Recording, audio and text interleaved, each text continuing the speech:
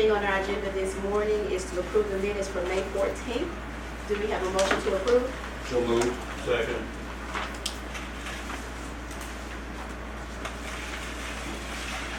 Okay, so first and second. Next thing on our agenda is the May 2nd. We didn't vote. Oh, I'm sorry. Vote to approve the minutes. All in favor? Aye. Any against?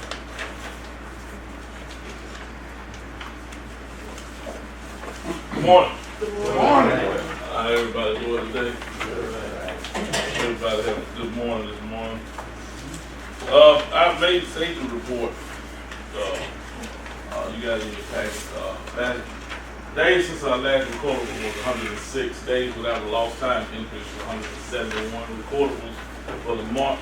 I don't know why they got March, but mine got okay. The days recordable for the month of May will be 0, and the year-to-date injuries is 1, and our May incident rate right now is 0, and for 2026 it's 3.2, and I don't know how I made it, but I made it. I had to send it like that. But, Actually, on our copy, I think it does. It's got May. It's fine. no, I'm sorry. I don't feel so bad now. I can actually get you wake up on the wrong side of the bed. I did.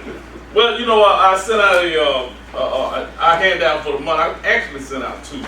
I sent the office workers a different handout from the handout that I sent out to the field workers. Field workers, I want them to be aware of. It's starting to heat up in tall grass and everything, and I want them to be aware of tick disease that's going on. We got a lot of ticks in this area, and we got a lot of ticks that causes injuries, and I just wanted to explain to them, you know, some of the things that happen, and if they get a tick on, and it's funny that we had this handout because I had a gentleman come to my office this morning and said he found a tick on him yesterday after working in the high grass, and I asked him, I said, well, did you follow the handout and remove it like you said? He said, no, I just reached up there and grabbed it. Yeah, and got it off of me. I said, well, you know, remember the handout that I gave you? You're supposed to wash that area, and then you're supposed to put alcohol on it, and if you start having any kind of symptoms, enter the symptom that was on the handout to seek medical attention.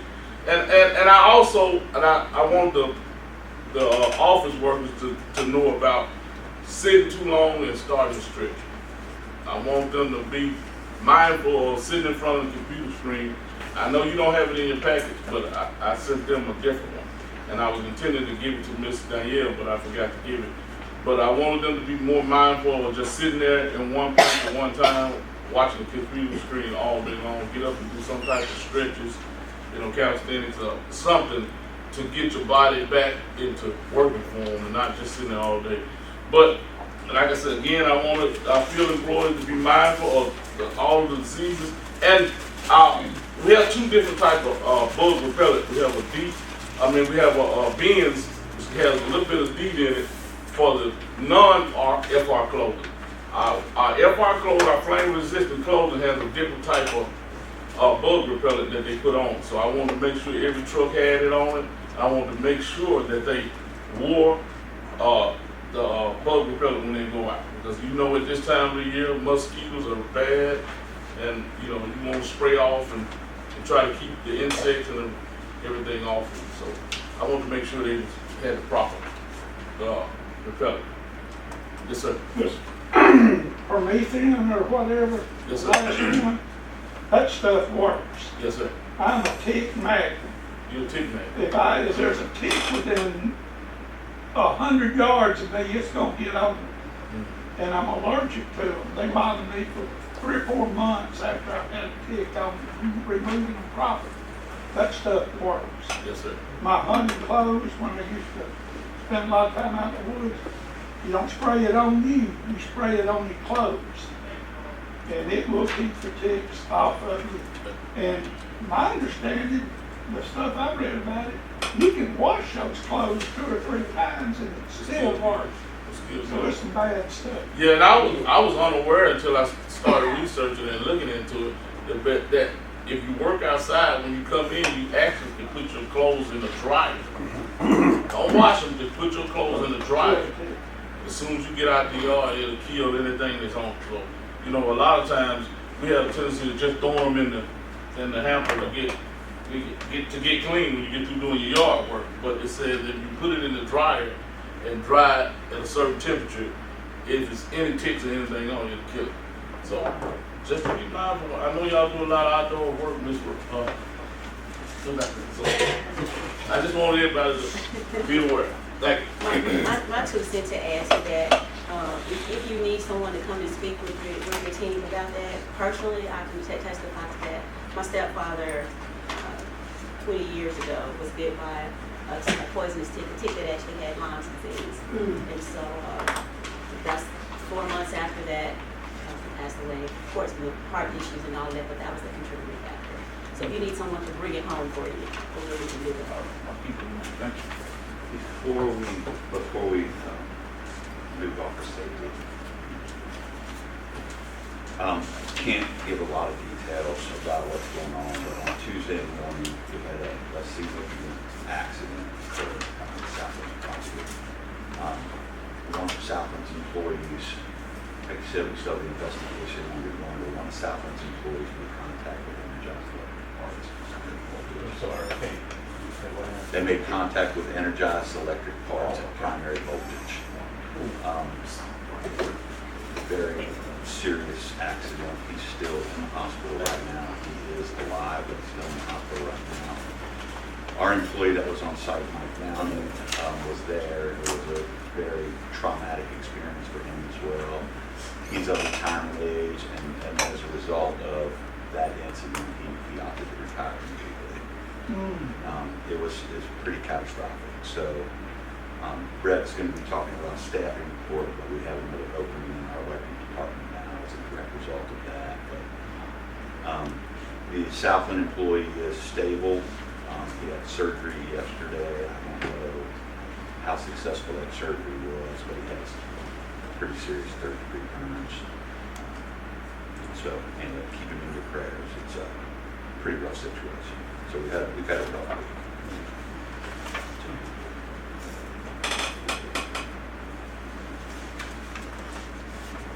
Next on our agenda is going to be our financial report. Ms. Kessler.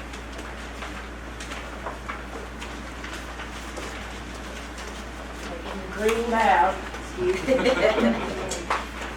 Good morning, everyone. Good morning. Okay, so for our May revenue in our electric, we had 2.2 million. Water was 270,000, sewer was 324,000. We move on to our expenses. Total net expenses came out to 3.02 million, bringing our total service revenue for the year to 14.6 million. Other income is at 4.2 million. Total revenue 18.8 million. Total expenses for the year are currently at 18.7 million. Leaving us with a net profit of 128,000. So we move on to our financial ratios. Our days cash on hand for May was 51. Previous month 76. Fixed charge coverage was 0.99. Previous month 1.05. Gross margin ratio 8%.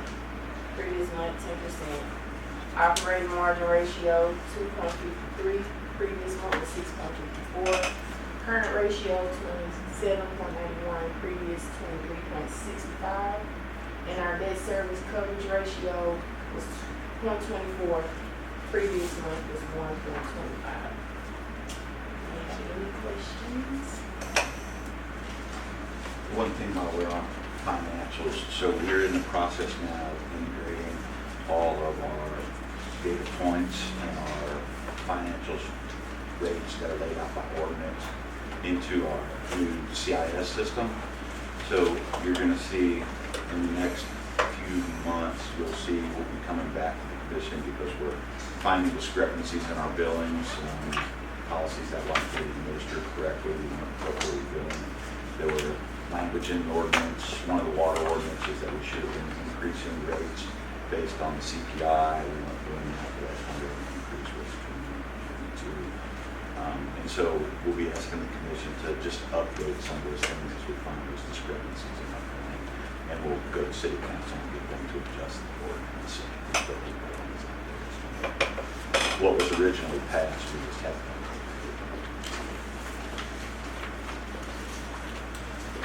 Thank you all. Next on our agenda is our staffing report.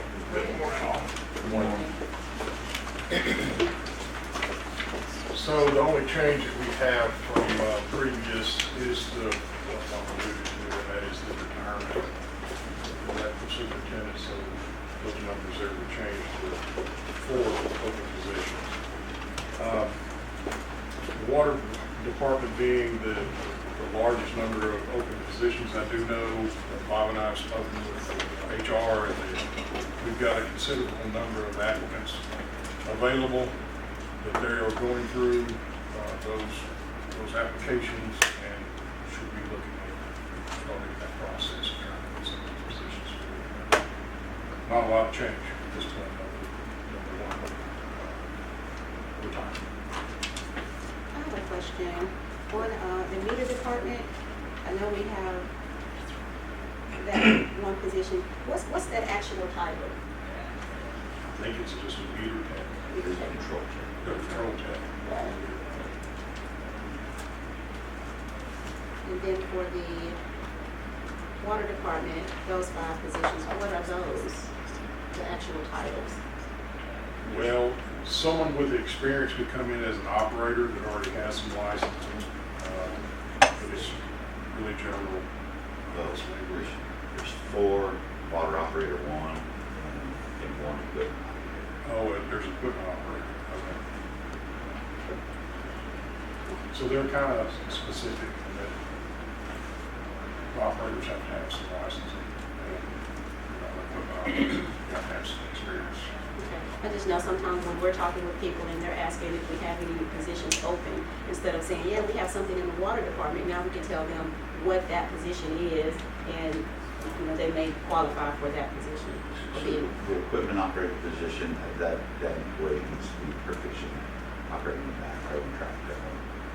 The water operator positions, the requirement would be that they have to obtain CDL and a level 1 distribution license within a prescribed period of time.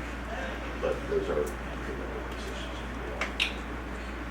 We do have another pending opening in our utility plant department. So the manager in that department, Terry Keenan, has announced her retirement. She'll be retiring July 10th. We have those positions where they've been posted. The posting came down with the meeting on Monday for that position. So we're actively working to fill that position while she's still here, so that she can help train the person that's coming. I have one question.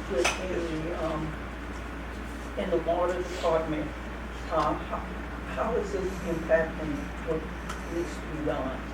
Since you only have 4 positions filled, 50% of what you normally would need? It's negatively impacting it significantly. We've had a problem in our water department for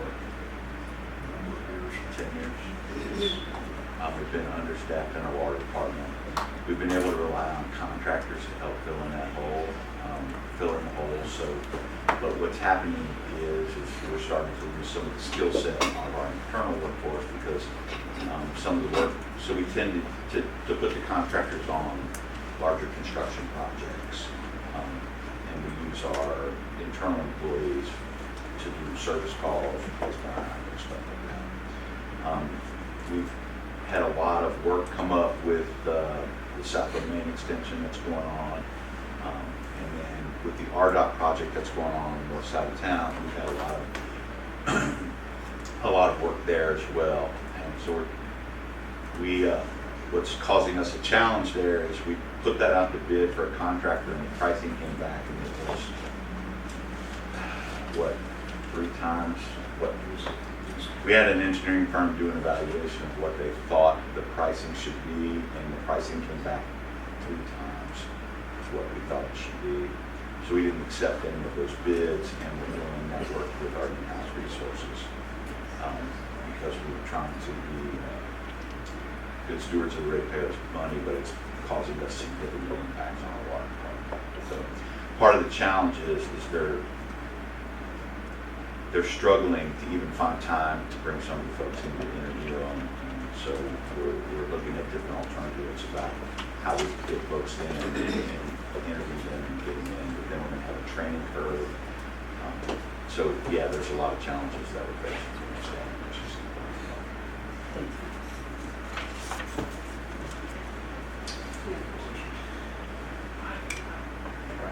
Thank you. Thank you. Have our reliability of report with Mr. Eric.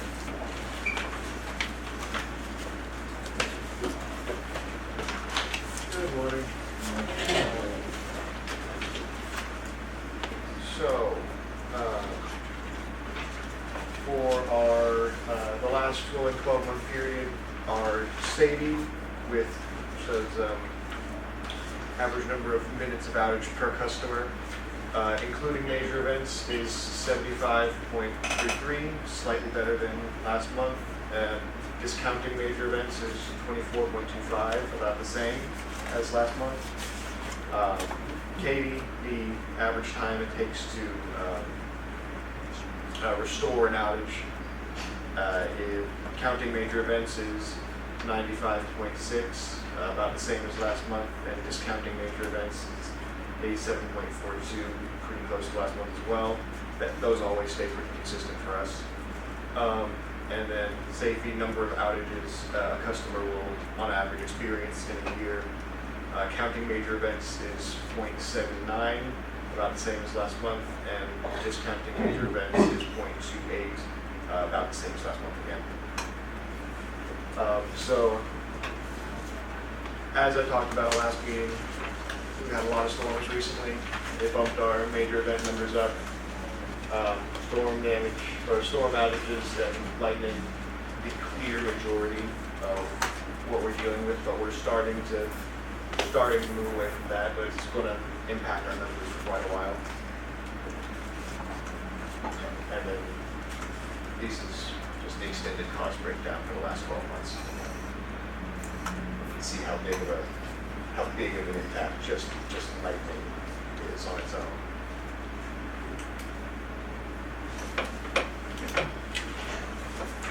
Nothing particularly catastrophic happened, I don't think, that I need to talk about.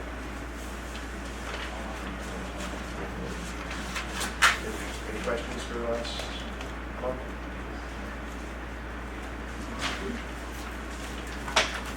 Thank you. Next thing is our update on our air leaders.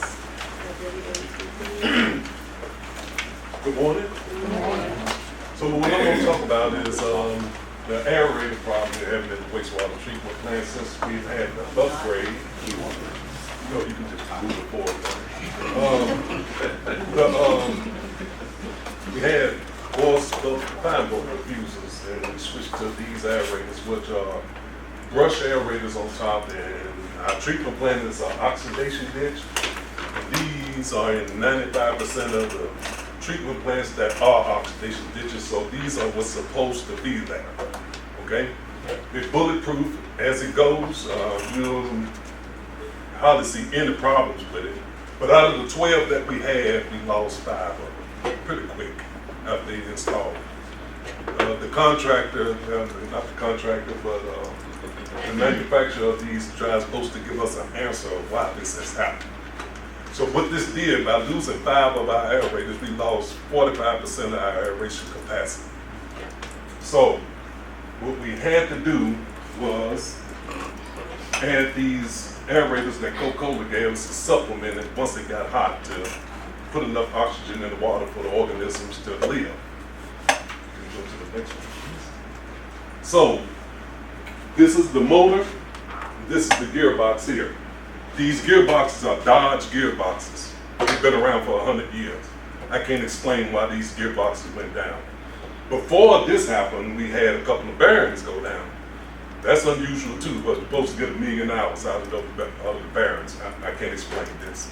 But we're gonna sort this out, and we're gonna figure out what's going on here, and we're gonna fix this.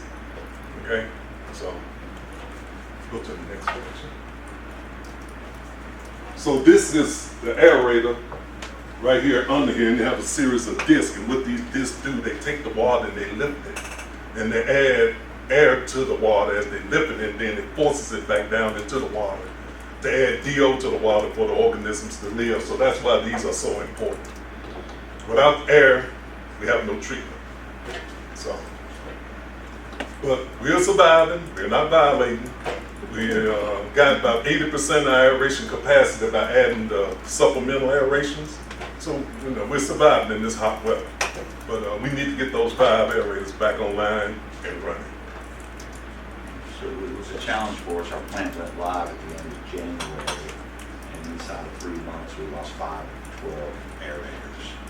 And like Paul said, they've proven reliability in the industry for a very long time, and so we can't understand why this happened. So the contractor is standing by their work, and the manufacturer is standing by their equipment, right? So they're gonna replace it, they're gonna make it right. But in the interim, Paul's had several days where DO is dissolved oxygen, where the dissolved oxygen in the ditch went below a certain point. If that happens for an extended period of time, then we're in violation with the state, which we don't want because we're about to exit our consent order. Once we finish our corrective action plan, we will no longer be under consent order, and we'll have basically a clean bill of health as far as the state is concerned. So it's concerning to us from the standpoint of that we've spent all this money to try to fix the problem. We've had some equipment failures, so Paul's taken some remedial actions. Coca-Cola's been working with us to help us get through this. Like Paul said, the aerators that we put in there were provided by Coca-Cola, so they've been a good partner for us through this whole process.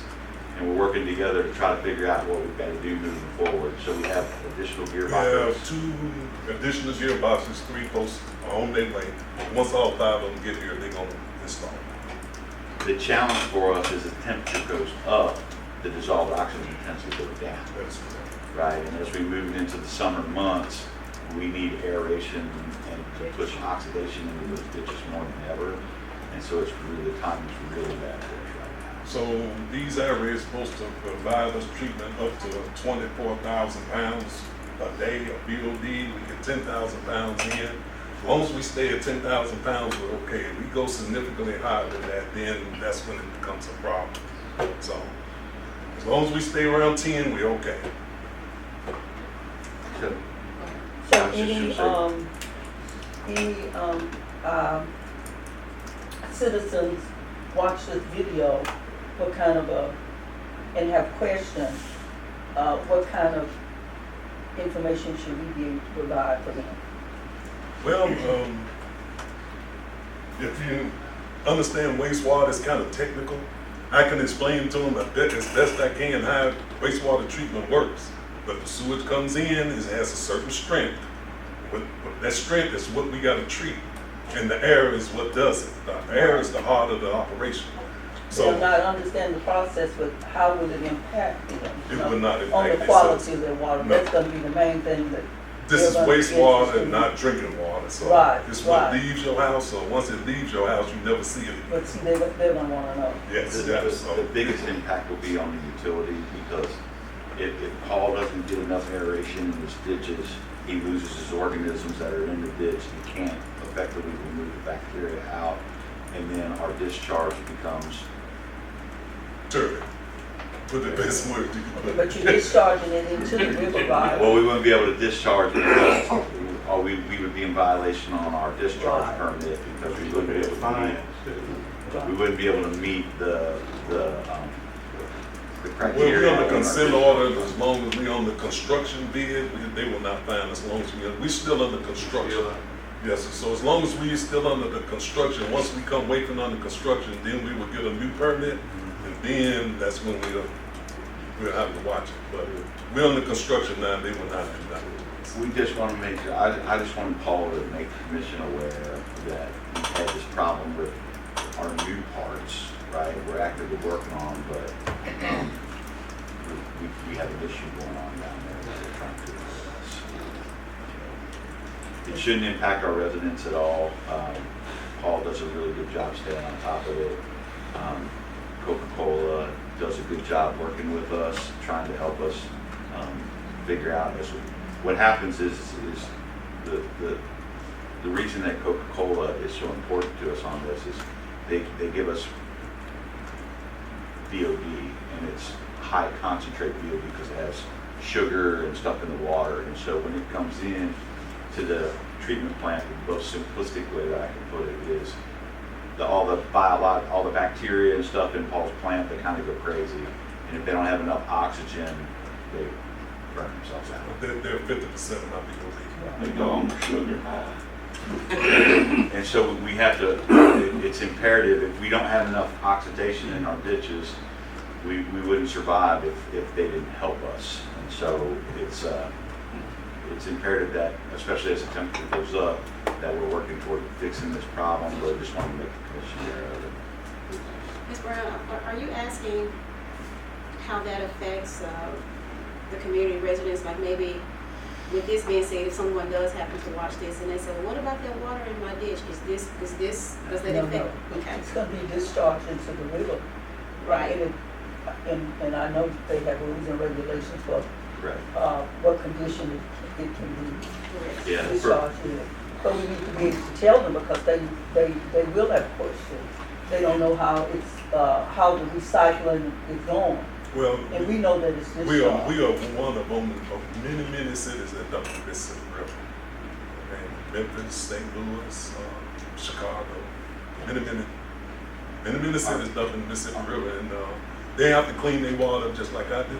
Right. And they do a pretty good job, and the Mississippi River is excellent because of that. The water is clear. So what we put in there is no impact compared to those other cities. I was going to say, for point of clarity, the discharge that we discharge into the Mississippi can't in the water. Gotcha. So let me ask this question. Yeah, and to clarify on what Ms. Robinson said, so we really, in the city, we have two kinds of water, right? Well, three. So we have potable water, that's our drinking water. That's the treated water that we pull out of the ground in our wells. We treat it, we send it out to our customers, they drink it. Then we have sanitary sewer wastewater. That's what we're talking about now. So when things go down the drain in their house or our customers flush their toilet, that wastewater goes into our collection system, which is separate from our stormwater system. That water goes to Paul's treatment plant where we treat it, we remove all the bacteria, there's a whole process that we go through, and then when it gets to a certain point of cleanness, then we discharge it into the Mississippi. And then we have our stormwater. So the stormwater is what's in the ditches alongside the road, and where you see sewers on the street. That's all stormwater, and that does not go to our treatment plant. That's separate from what Paul does. It shouldn't go to our treatment plant. So we've talked about I&I before, and that's where we have stormwater intrusion into our sanitary sewer system, which causes problems for us. And over the last 2-3 years, we've worked really hard, and we've significantly reduced that, because what we don't want to do is we don't want to put stormwater through our sanitary water treatment process. We want to just discharge the rainwater to wherever it needs to go. So I want to also say that the major reason why we expanded the treatment plant is because of what Bob said. So whenever it rains now, since we put the plant online, we've taken every bit of that water, that I-9 into the treatment plant, no problem. Before I had to put it into my retention pond, and then it just sit there in rows. Then I had to bypass. So we fixed that problem. So bypass is the worst thing. So what bypass means is that we're taking untreated wastewater and we're discharging it. Yeah. That could cause a little trouble, right? That causes a lot of trouble, as it should, right? But we like Paul said, we have the capacity. We've done a lot of work reducing our I&I so that stormwater, it would overwhelm us when we'd have a rain event of 3 inches or more. Paul could not keep up. He couldn't treat the water fast enough, as fast as it was coming into his plant. And so it wouldn't, so he would have to store it in the pond, and then if the pond got too full, he had no choice but to just discharge it. So our first order of business was try to address all that I&I stormwater that was coming into our system, And we've done a good job on that. And then the second order of business was to expand the treatment plant, which we spent a lot of money on that. But then as we get to as we bring the plant online, we're going through some of the construction glitches, things that happened. This is all brand new equipment, and it didn't even last 3 months.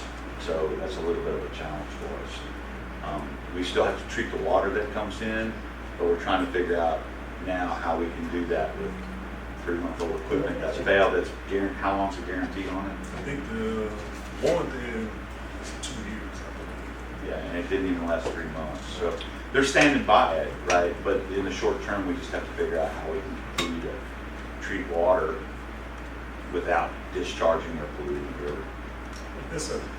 Would additional aerator pumps like Coca-Cola has supplied to us help you in emergencies? Well, out of the 4 that we had, we put 3 of them in. That's all the room we had. Right now, Oh. that's We can't put more in. No, sir, you Oh, cannot put okay. no more in because of the limited space. So, but we put the 3 in, and they're doing It what they're looks like supposed they to do. throw up a lot of water. Yeah, it just slings it up in the air and it takes in oxygen and it falls back down. And it has jet aerator at the bottom that actually shoots air down into the water also. They're wonderful little aerators, but they don't put as much oxygen in the water as the brush aerators do. Maybe about 60% of what they do. What's your lead time on the parts, replacement parts? Well, That's the problem. they coming out of North Carolina, some out of South Carolina, some out of Tennessee. They all coming. They're on the way. All five. All five. I have two already. I'm waiting on the other 3, and then they will put them Do in. you know of any So other 3 others cities? are in the mail. Do you know of any other cities having that type of problem with it? Oh, absolutely not. I know Bob that has this So you oxidation think ditch. is there something we're doing? No, sir. No, sir. Maybe. Maxfield Construction put these aerators in exactly like they were supposed to be put in. It's just an equipment failure. Now, they have to explain to us why that happened. They're going to give us an explanation. Dodge is going to give us an explanation on why this happened. But they haven't done that yet, but they promised to do that. Gearboxes. Sorry. All the failures, the gearboxes. Yes, sir. The Dodge gearboxes. That's what's failing, is the gearboxes. So the motor turns 1 speed, the gearbox reduces that speed, and then the aerator turns at 1 speed, like 10 to 1. That's what the gearbox do. It just reduces the speed of the motor down to an acceptable limit for the aerators. So that's what the gearbox does. Maybe, excuse me, maybe we can get our communications director, Ms. Lauren, to share maybe some of those inflow and infiltration process videos so people can understand. Thank you, Commissioner Sullivan, for sending me that information, because everyone won't know that terminology and they won't understand it. And just as soon as we hear wastewater and sanitation water and potable water, some people don't realize that the potable water goes to something else, it's something different. So I think if we can explain to our citizens and our residents what that means, if anyone cares to know what that means, it makes it better for us, okay? Yeah, sorry. The transparency moments. We're talking foreign language. It's like- Sorry. I probably won't share anybody else's content. I'd rather share our own. So I'll look at what he has, so you can send that to me and I'll look at it and I'll try to recreate our own. I just don't know how quickly I can do that because I got a lot. Oh, yeah, absolutely. And some of those videos come from like power plants, utility plants, and things like that. So it's accredited information. The important thing here, Paul is doing what he's done since he came. He keeps it going, he keeps it Thank you, moving. Paul. That is true. It's frustrating, isn't it? And every city has this. You So sitting there we're working thinking, on it. I've got a brand new plant, Right. I can relax a little bit, and then boom. We've come a long way actually since I've been here, so we're working on it. We have come a long way. I remember living here in my early 20s. I'm not gonna tell you how old I am. In my early 20s, as soon as you come across that bridge, come across the Mississippi River Bridge, then that smell would be horrible. That was a South Memphis treatment plant. It was never West Memphis. We didn't, we as the citizens and residents that really didn't know what was going on, we didn't know that. We just knew as soon as you get to West Memphis, it smells bad. And I said all of that to say that, this, it's no longer like this. So somebody is working, thank you, Mr. Paul, and your team for taking care of that. And we can breathe clear. It's not me, I promise. Thank you. Thank you. And I just want to thank you for bringing this information to us. Yes, ma'am. We're gonna get some questions and we need to get your answer. I will give them to you, I got no Straightforward, problem. whatever the citizens have in mind. You give you an answer, but it's right. Thank you. Do you have any other questions or concerns? Okay. I move that the meeting be adjourned. Second. So I make the motion. First. I think I make the motion. I'll second. Okay. Thank you. All in favor? All against? Is there